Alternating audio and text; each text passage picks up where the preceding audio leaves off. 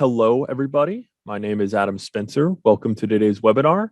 And today we are going to talk about the 3 ways to revamp your HR strategy and set yourself up for success in 2022, which is now only a couple months away. So I would like to introduce our hosts. First, we have SoGoSurvey's own VP of Success, Melissa Krut, and SoGoSurvey's own Director of Product Marketing, Natasha Savronova. Now, let's move on to the next slide here. Webinar participation. So if you have any questions throughout the webinar, please, you will see a little Q&A option. Please put your question into the Q&A box so we can we can either answer your question now, or we do have a Q&A section at the very end of this webinar. So we can also address questions then too. Along with that, if you feel that like you missed a slide or you want to go back on a point, we will be sending this recording and the slides within 24 hours from this webinar. So stay tuned for that. If you missed a slide, not a big deal. We will have that for you. I can see more people are joining us now. Welcome.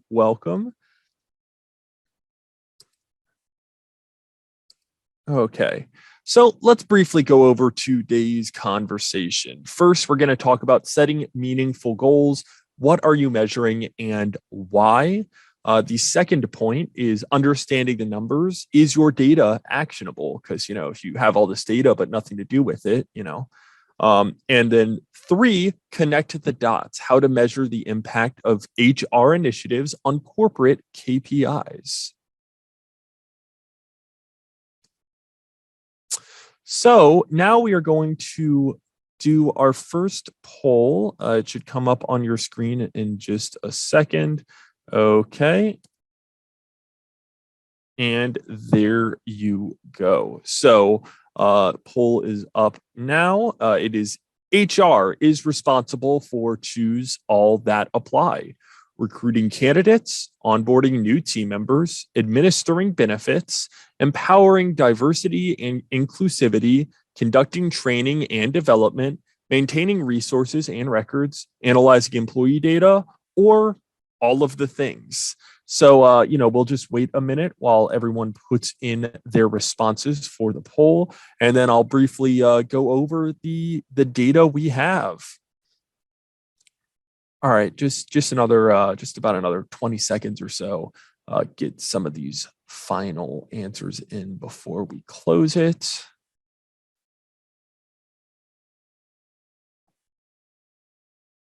The suspense is killing me.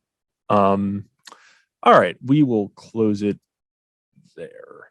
So I'll just go through the answers. So 100% said HR is responsible for recruiting candidates. We had about half say onboarding new team members. We close to 3/4 said administering benefits and empowering diversity and inclusivity. A couple more that were split either 50 or close to 75. And then, analyzing employee data had 100%.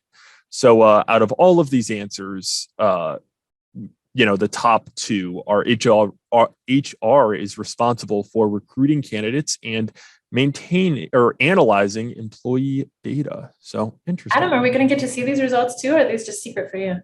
Oh, yeah, I can share the results as well. Perfect, thanks. So this is my transition, obviously. Hello, everyone. This is Melissa. Melissa, it's all you. This is my soft transition jumping in.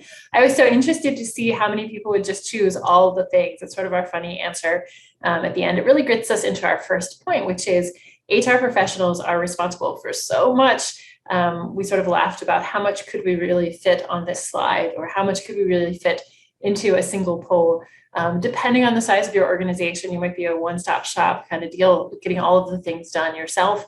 Hopefully you have some partners as well in your HR department who are working with you on balancing some of these responsibilities, but we see no surprises here.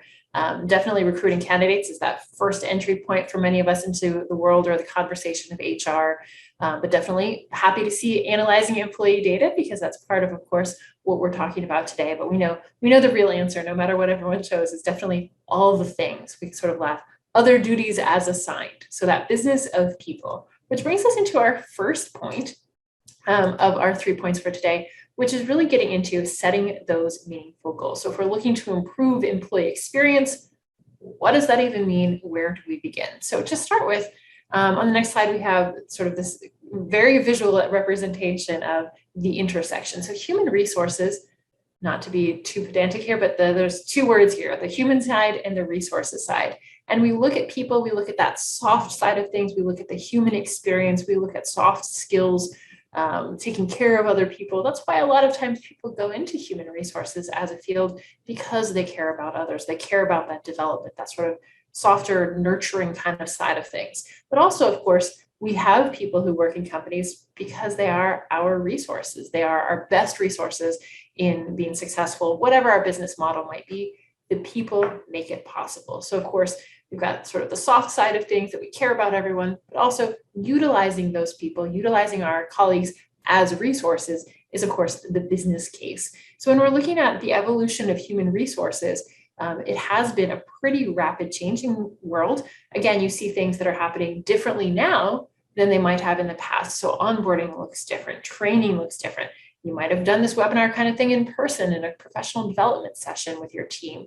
Now it's virtual. So there's a lot of evolution because business changes, because people change, and because the world changes, of course. So there's a lot of stuff happening in this world of human resources, which brings us to, how do we even figure out what is important to measure? Is it the soft skills? Is it the hard numbers? The answer is yes, it's all of the things, which is what we're here today to sort out. So when we start to think about, on the next slide, we've got a word cloud here, really where can we begin? When we think about improving employee experience, of course, I'm just going in with the assumption that everyone here wants to improve employee experience, because I should hope so. We want to have good experiences ourselves. We want our colleagues to have good experiences. Of course, we want that business case. We want the business to be successful as well too, but having that good working environment is important for all of us. HR is not separate from that. HR is part of that same organization, part of that same culture, wants that same positivity for members of our own teams as well too, as well as our colleagues. So when we start to think about what does it mean to improve employee experience, we really have to dive into, what do we mean by employee experience in the first place? So we've got a few key words, things that often come up.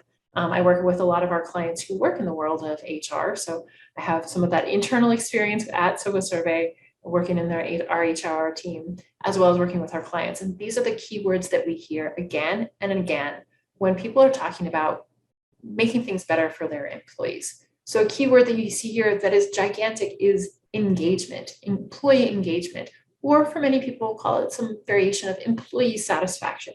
This is a huge area for us. This is a huge area that people are looking to improve, but nobody really knows what it means sometimes. We get into, what do you mean by engagement? What does engagement look like? Sometimes we think it just means people are happy. Well, if that's your metric, that's a tricky metric to achieve. But we also know that there are lots of different lenses when we look at the human experience, when we look at the employee experience. For some, it's, what's the work-life balance like? For some, it's the culture. And thinking back to that experience as recruiters, many of us have to answer those questions for our candidates as well. What is it like to work here? What's the culture? What's the environment? What does productivity look like? What does recognition look like? So when we ask ourselves those same questions as HR professionals, looking at our own organizations, we have some decisions to make. So of course, on the next slide here, we've got a list of starting to think through measuring what matters. Now, it would be ridiculous to say that anything on that preceding slide is unimportant. Engagement is important. Satisfaction is important. Work-life balance is important. But when we start to think about our goals, we think about the vision of the company, the mission of the company, we think about our values, we think about our OKRs, SMART goals, whatever our performance evaluation system tells us to think about. All of those priorities are helping us narrow down, what do we start with? What do we matter? What matters to us that we need to start measuring? So when we start to think about measuring what matters, we're asking our colleagues, we're asking people to start thinking about those slightly more abstract ideas. Productivity, retention, these are pretty abstract ideas in some way, but we're asking to take these abstract ideas and translate them into something measurable. this is where we start to see, where's that business value? What's actually happening? Can we track some metrics? Everyone feels better. We sort of laugh. I laugh a little bit. I'm on sort of the left side of the screen. I'm on the soft side of things. But working in an organization that prioritizes metrics, I spend a lot of time talking about the right side of the screen here. So if you want to improve X, measure Y. When we look at just a few examples on this slide, and again, this could be a super, super long slide. Struggled to fit enough onto this slide just to make it focused enough to make sense. But productivity, for example, productivity is one that we're talking about a lot in quote unquote pandemic times, looking at people working virtually. We don't see each other as frequently. And so there's sometimes the suspicion of, are people being more productive or less productive or about the same when they're at home versus being in the office or face-to-face with customers, for example. So when we're looking at if that is a priority for your organization, examples of what you might choose to measure, some of them might be operational, things that you can literally count, like task completion. I built X number of widgets. I talked to somebody the other day whose job has a metric of talk time, number of hours on the phone, for example. Sometimes it's Salesforce tasks, activities, hours worked. That revenue that you brought in, for example, some of those things are key for productivity, but we're also starting to think about that perception data. So not only what are you able to accomplish, count by step-by-step activity or task or widget at a time, but you're also starting to think about perception. How productive do I feel and what's getting in my way? If you could rate your own productivity, most people would probably rate themselves pretty well. It's a pretty subjective measure. So that's an area in which operational data, it's much more useful. So if looking at, again, widgets, number of widgets that you built per hour, that might not be the only priority that you have as a company, but it's an easy way to measure productivity. Keep in mind though, there is not one single thing that matters in your organization. Maybe let's say that you prioritize productivity over everything else, and you only care about who makes the most widgets in your company. Well, you're going to hurt the next items, which are retention and wellness. Retention, how long are people there? That's very measurable. What is their satisfaction with onboarding, with training, with their mentoring, all the way down through that process?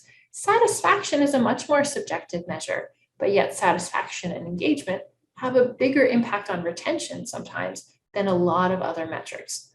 So concept here, of course, very straightforward. When you start to think about what you want to improve, you need to identify key metrics that will help you prove that you're moving forward, that you're making successful sort of steps forward in this area.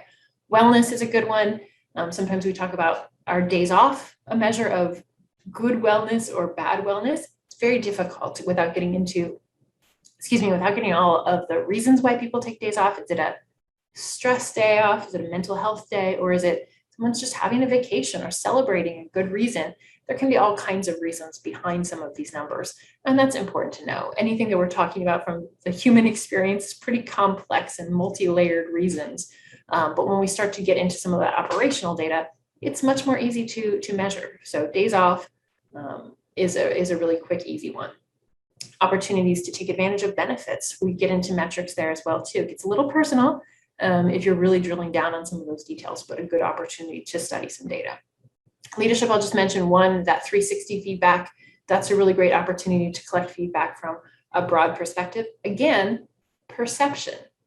If you ask me, oh, are you a good leader?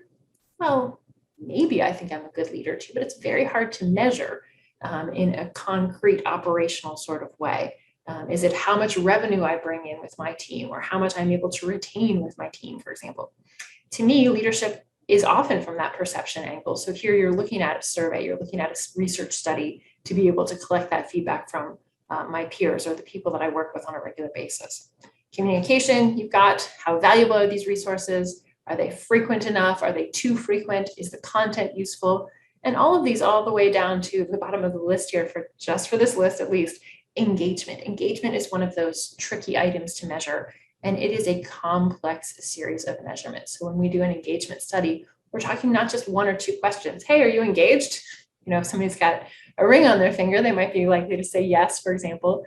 But when we talk about engagement, employee engagement, it is a complex series of measures. So it's not just one question, it's not just one metric, it's a combination of all of these things. All of these pieces come together to build employee engagement. I have so much to say about this topic. We better move on to the next one.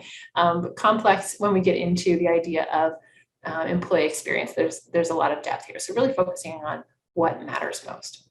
So yes, thank you, Adam, please nudge along.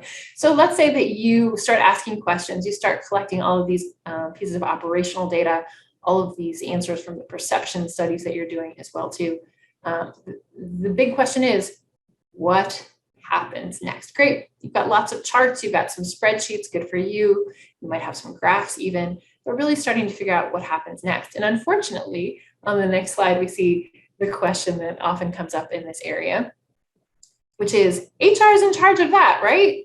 That is not always the case. So when we start to, on the next slide, unpack responsibility, having this conversation with your team, if you are setting up to measure certain metrics, so let's say productivity, for example, if you set out to measure productivity, what's going to happen next once you start to collect that data? Balancing that responsibility between the human resources team, who might be responsible for collection or starting the conversation, and the managers of those teams or the leaders of those teams to be able to figure out what's going to happen next. That's a really important conversation, because if you don't know what's going to happen with that data, don't even bother collecting it. It's just going to sit there, and those people who you are studying or you're asking questions of, they're going to be annoyed because you never used it at any point. So figuring out that responsibility is very critical before you start moving forward with collecting data. When you do decide who's going to be working on it, on the next slide, you see I'm going to just give 2 pieces of advice for data. I could spend a lot of time talking about reports and analysis, but one big piece of advice is make sure that the data that you collect is actionable. One of the biggest ways to do that is with segmentation. Ask a question, could be a big question here, how satisfied are you with onboarding, or how satisfied are you with the support that you receive from your manager, or how satisfied are you with the communication that you receive, for example, from the company. All of those are great questions, but at the overall level, they're not very actionable. When you want to be able to learn and actually do something about that data, being able to segment by location, by department, by role, into slices that you can actually do something about, it means that you can deliver to those leaders. It means that you can say, manager of the accounting team, here's what's happening in your onboarding experience, or what's happening in the sales onboarding experience versus the training team's onboarding experience. There's something that we can learn. It's never, gotcha, you're not doing it right, or great job, you guys are the best. It's what can we learn? How can we, what areas of improvement do we have in each of those target slices? And sometimes we get a little bit cautious of these, especially in an anonymous survey or something that we're really concerned about people giving, feeling comfortable giving honest feedback. You can't afford to have too many slices like this. You can't say, this is the person who works in our Herndon office, who is in charge of HR and has been here for 5 or more years. Like, that might narrow down to one single person. So be really careful about too many layers of segmentation, but you can afford 1 or 2 slices here in a large enough group so you can hand that data to someone who can do something about it next. The other piece that we have for this one is unpacking key drivers. So beyond figuring out unpacking the responsibility, unpacking in terms of segmentation, here we're unpacking, now I've got the right slice of data, but which of these drivers, which of these variables has the greatest impact?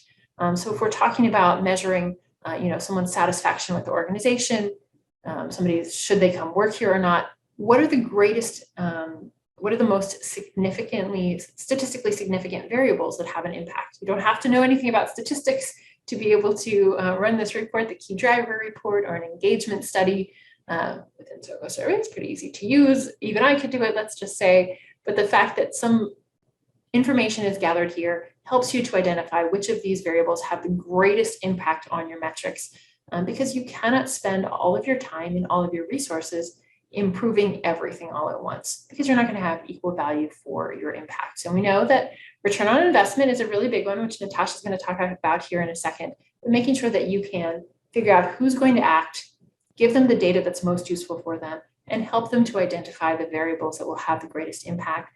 This is the next step in terms of figuring out what to do with all that data you collect. So Natasha, I'm going to stop talking about all of this data because data is really your side of things here today. Thank you. I just need to figure out how to turn my video on just so I could actually be part of this conversation. All right, here I am.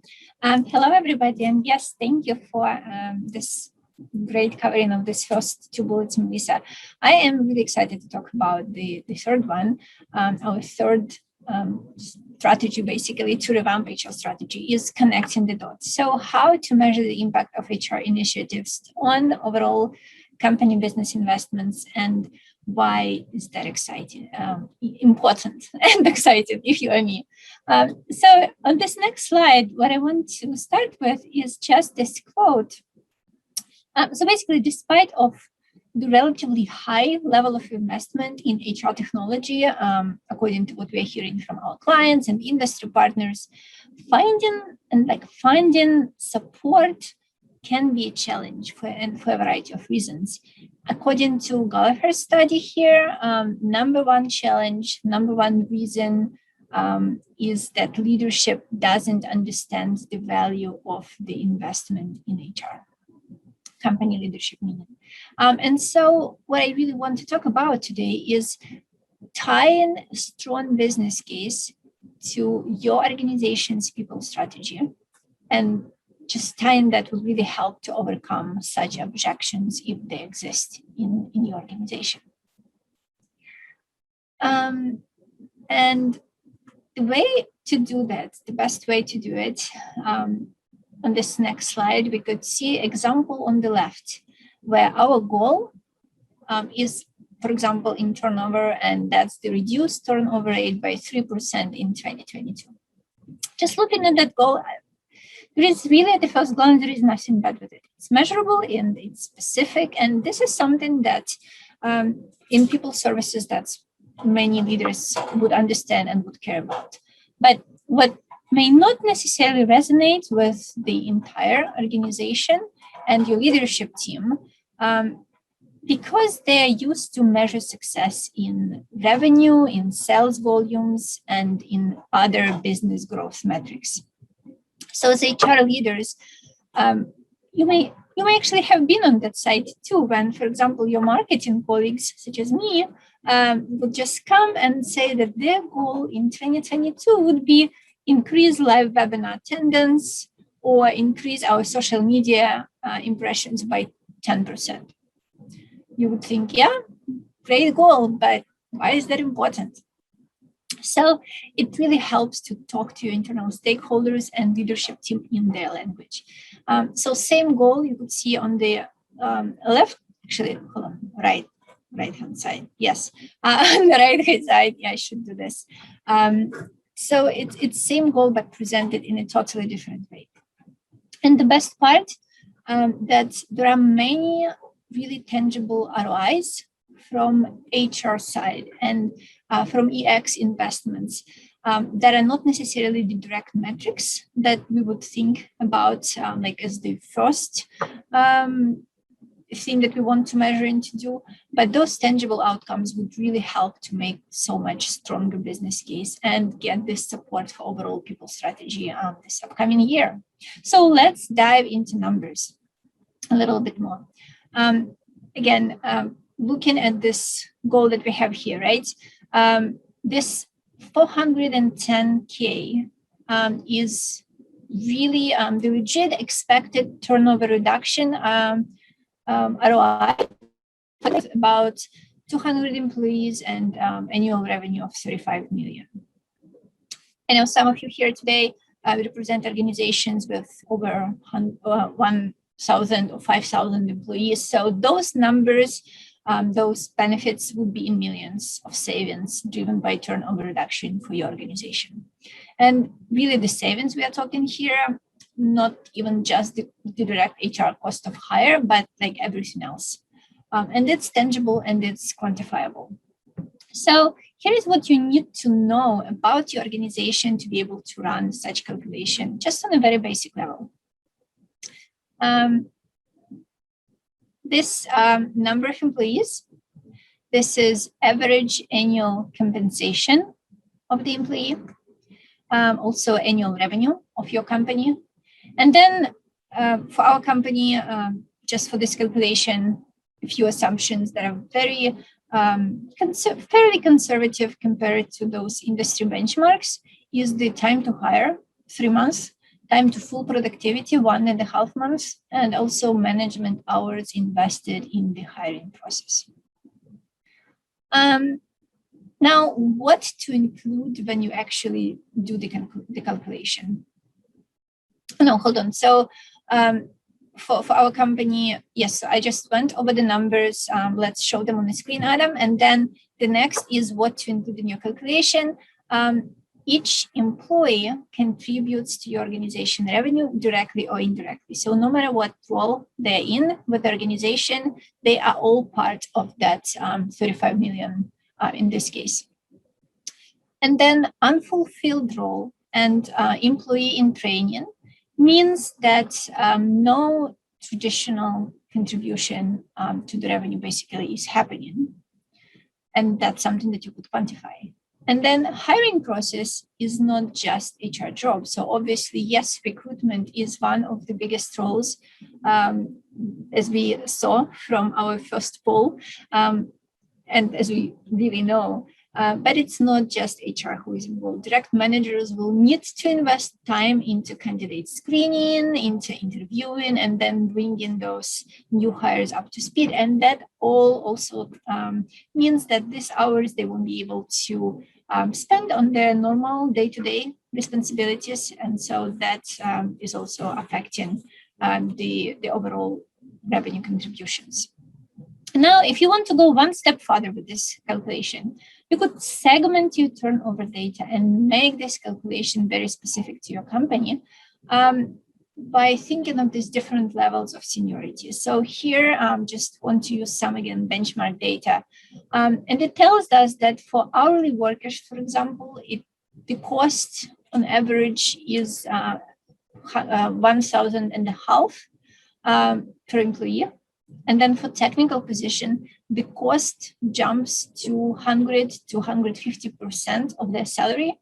And then at the high end, C-suite turnover can cost 213% of their salary. So that impact could really vary very differently depending on what kind of employees we're looking at. And if you want to calculate, if you're really focused on turnover and want to quantify those benefits, it might make sense to segment one step further here. Now, next thing I want to talk about is basically, yes, so you quantify the savings, you talked about that, but how else could you make your case strong? And not everything could be quantifiable. So the next thing you could do is to educate your leadership team. And again, that is just speaking about turnover. It's important that your colleagues and your stakeholders know and understand that employee turnover lowers morale. A few stats here. 70% of employees said that having a friend at work is the most critical element of happy work life. And then 50% of employees with best friend at work reported that they feel stronger connection to the organization. And high turnover then diminishes employer brand, leading to higher cost to hire. And also employee turnover basically decreases productivity, and it's cyclical. And what that means, and why is that, is when one person leaves, that impacts workload of their teammates and of their manager, and that affects their work-life balance, and that adds to their stress levels. So then we know that this overworked, stressed employees become less engaged, and they're more probably have more burnout, and will generally that could lead to additional turnover. So as we probably also all know from many industry studies, that work-life balance and burnout are being among the top resignation reasons. And it's also really important to communicate that the cost of employee development is much lower than the cost of turnover. And also 3 in 4 employees, again, according to the industry studies that is quoted here, Work Institute retention report, could have been retained. So those are all important metrics also to keep in mind and to make your business case so stronger internally. So now you may think, well, that's great, but we are talking about turnover here, and that's fairly easy, like straightforward how you could quantify. What about some of those other goals that we may have and want to focus on, such as cultural goals, such as, again, like employee satisfaction, employee experience? How do we like quantify that in a meaningful way? And the important thing here is to remember is that all of these initiatives, they shouldn't be just looked at in silos, because as Melissa also talked previously, employee engagement is such an area. It's you're not doing that just you're obviously like doing that for like people reason, but you're also doing that because that impacts the business as well. And just outside of employee engagement and employee satisfaction metrics, there are all these other quantifiable metrics that you could prove that there is a correlation. And so let's look at this next slide. Again, at this time, talking about employee engagement. If that's your strategy, to focus on improving employee engagement in 2022, then don't just like stop there on communicating just this area. You could go as far as saying that will lead to, and then add those like some of those outcomes that you will see in all these different areas that we just talked about, because employee engagement will have impact on turnover, and that will have impact on productivity and so many more other quantifiable metrics. So for now, we'll just talk about productivity here. Let's look at the next slide.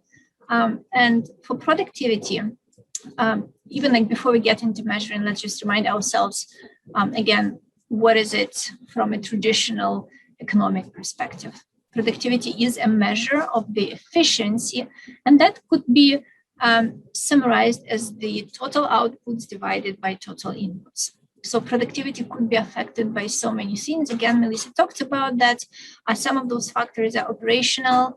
That could be like internal processes, level of knowledge, available tools. But many organizations, when they address productivity, they tend to focus on the deadlines and getting work done, and not necessarily focusing on level of employee engagement at the organization. And what then happens is that we tend to forget that it's really important for employees to be enthusiastic about what they're doing, because then that would affect the outcomes.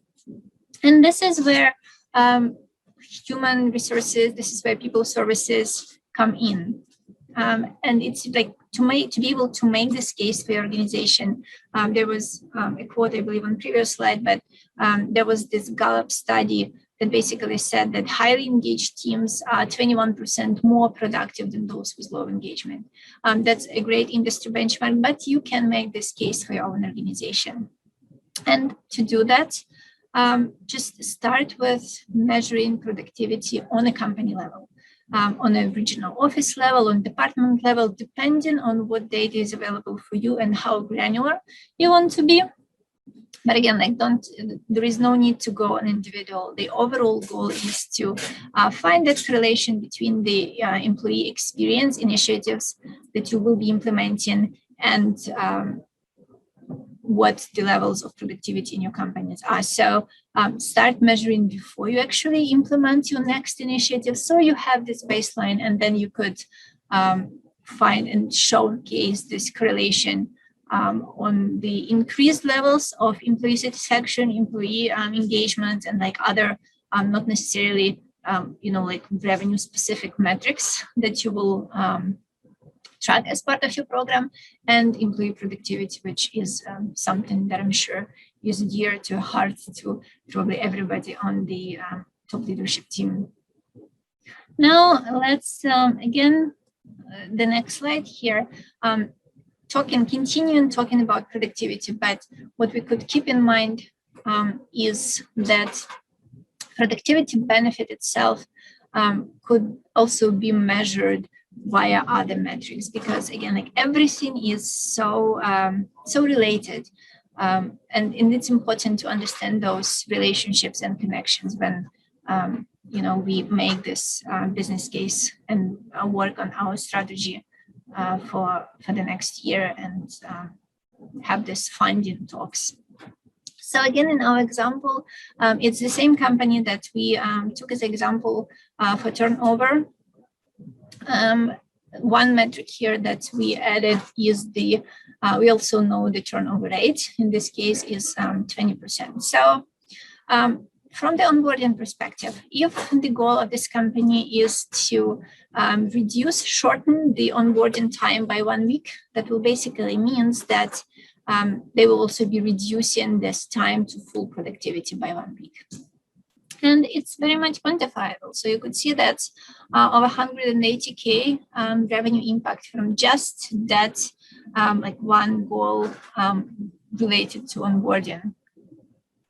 And what to include in your calculation here is that, again, each additional week in onboarding that assumes, as we know, paid compensation without traditional revenue contributions that would be expected from this employee who is like already with the company for a long time and fully onboarded. And then shortened onboarding time converts into time at full productivity. So just knowing that, we could make that calculation and of course like take turnover rate into account, because that'll just give us this good idea of how many employees would be affected in a year for our organization. And there is so much more.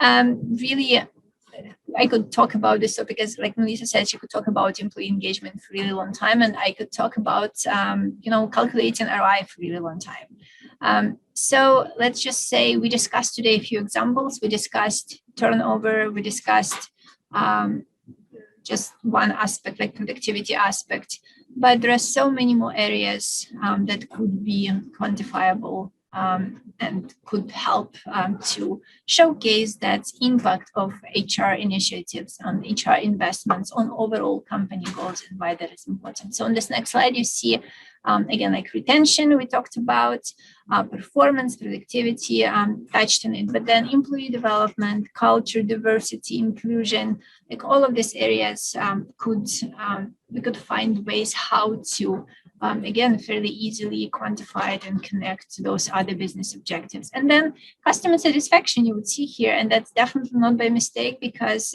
as we know that customer experience is not its completely separate area from employee experience. Unhappy employees probably can't create happy customer experiences. So there is definitely correlation there, and that's also definitely worth measuring. So that you are able to partner with your internal stakeholders and make that stronger business case for whatever are your goals that you're trying to achieve in your company.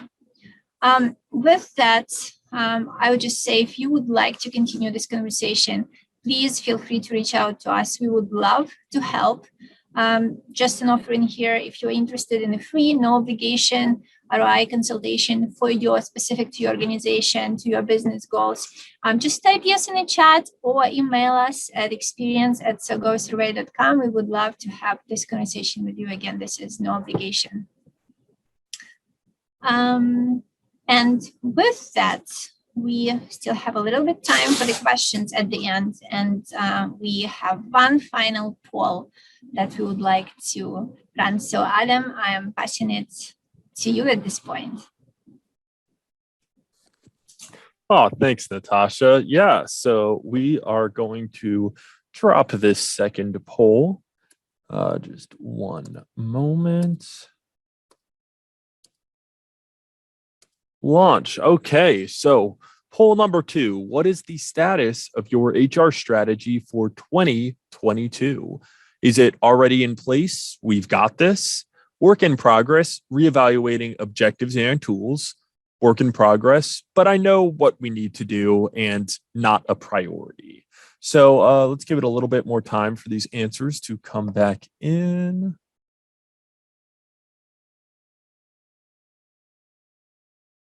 All right, it looks like we have all the answers in, so I'm going to end the poll. And I will share the results to let our experts share their thoughts.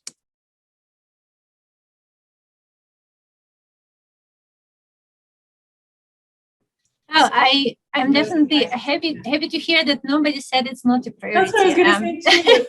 I would be very surprised if anyone joined this call and was like, yeah, not a big deal, or you didn't get it. I hope was the takeaway, but also nobody at the top of that. No one's got it all figured out. Adam, you were saying earlier, like 2022 is just coming around the corner. We're heading into the last quarter of 2021. So good news. I think it's good news that we're all in the middle buckets, let's say. Okay, yeah, it's October. That's wild. All right, so following our poll, we do have time for questions. So if you do have any questions, you can drop them in the Q&A box at the bottom of your screen. So we will see if we have any questions coming our way. If not, we can wrap it up very shortly. I don't know, Natasha, if we get 0 questions, how does that, rate our success? Like, was that a good metric to have more questions or have fewer questions come in? What would you say? That is a great question. And again, depending on what were our goals with this webinar, right? It's like we really wanted to make sure that we are covering this topic and answering all the questions proactively. Then there would be no questions. But then obviously, I feel like we can continue this conversation. And I would love to get, questions to see what's on mind of our attendees. Yeah, I agree. The proactive approach is always great because you never know what people have in mind, but I hope that we've been able to address it. So I'm going to take that as a success measure that if we don't get any questions. That is true. It could be that you addressed everyone's questions. So, I mean, that's, but at the moment, I don't see anything in our Q&A. So I suppose. And it just came, Adam, it came through chat. Yeah. So here it is. Never mind. Yeah, you know what, Melissa, I think it's a great question to you. So I'll just take this liberty to read it and then you'll have to answer.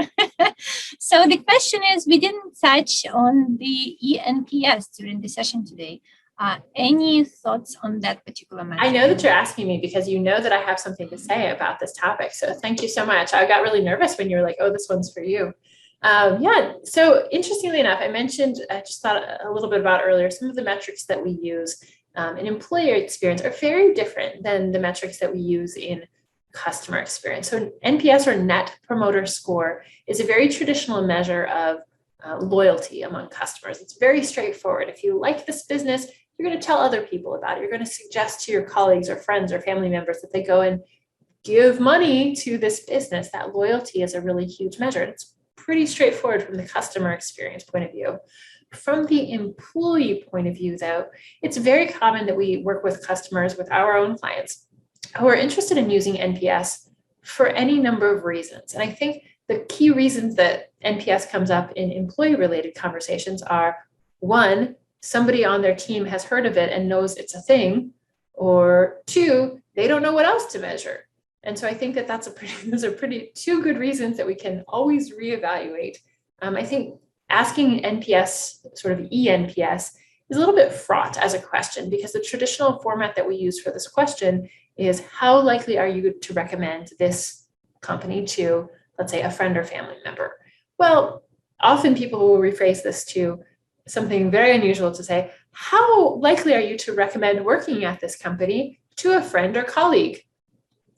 Well, I don't know how to tell you this, but your colleagues already work with you, so I hope it's working out.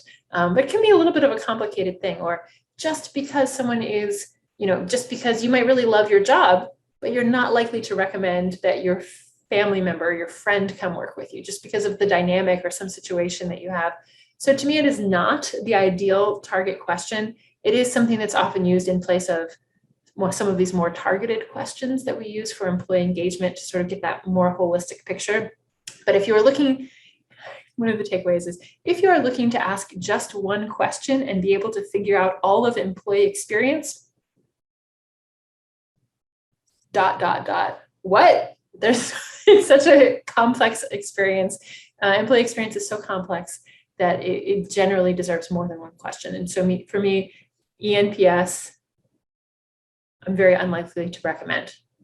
Very personal opinion, but thanks for asking. Very personal opinion, but also based on all this work that you're doing with our existing clients. So definitely it's not, just very subjective. Yeah, I knew that you would love to answer this question. So yes, you're welcome. All right. I don't see any other questions. Adam, do you? Did I miss anything? No, I do not see any other questions. So yeah, let me double check. Yeah, see no other questions. So in that case, we can wrap it up here. Let's go to our first of all, I want to thank our hosts or our experts, Natasha and Melissa. Thank you all. Thank you for those who attended. We really appreciate it. If you came in late to the webinar or you want to go back at one part, not a big deal. We're going to send these slides and the recording of this webinar within 24 hours. So you'll have it very shortly. And yeah, and that is that. Once again, Natasha and Melissa, thank you all so much. Thanks, Thank Anna. you. Thanks everybody for joining. Yeah, everyone, have a good day. Make it great, everyone. Bye.